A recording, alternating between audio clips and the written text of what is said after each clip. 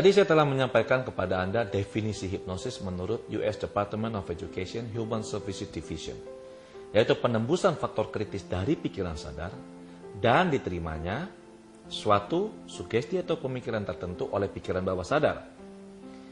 Dari statement ini kita tahu bahwa ada dua jenis pikiran, pikiran sadar dan pikiran bawah sadar. Pikiran sadar mempengaruhi dan mengendalikan hidup kita sebanyak 12%. Pikiran bawah sadar 88%. Jadi dua jenis pikiran ini bekerja bersama-sama secara simultan saling mempengaruhi.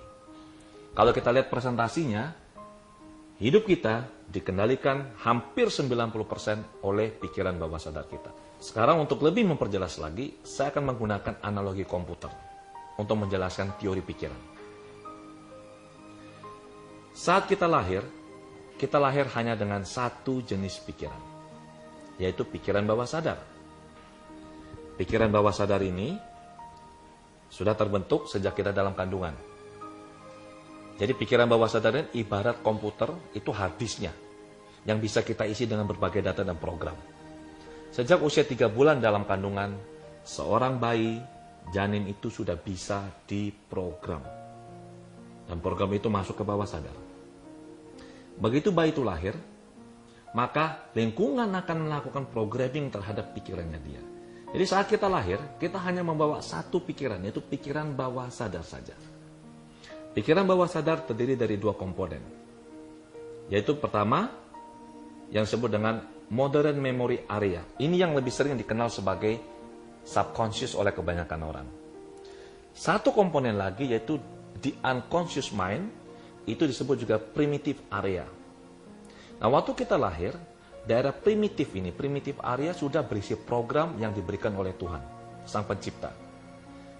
Daerah primitive area ini berhubungan dengan berbagai program, berisi berbagai program, yang tujuannya untuk bisa apa? Membuat kita tetap hidup. Program untuk bernafas, sistem kekebalan tubuh, kemudian memunculkan sensasi-sensasi fisik yang mewakili suatu perasaan, sistem kekebalan tubuh, pencernaan, dan segala macam.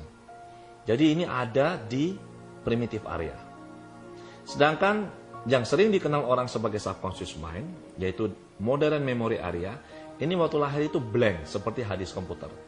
Dan kita mengisi, keluarga mengisi, lingkungan mengisi berbagai program ke dalam subconscious mind kita, ke dalam modern memory area. Nanti dengan proses tumbuh kembang pada saat kita usia 3 tahun, pada saat itulah baru terbentuk pikiran sadar atau conscious mind. Conscious mind ini nanti semakin lama akan semakin tebal, semakin menguat, dan akan sangat tebal pada saat kita berusia kurang lebih 13 tahun. Itu sebabnya mengapa anak yang sudah berusia kurang lebih 13 tahun itu cukup sulit kalau kita beritahu. Untuk kita mengubah perilakunya, program pikirnya itu akan sangat sulit.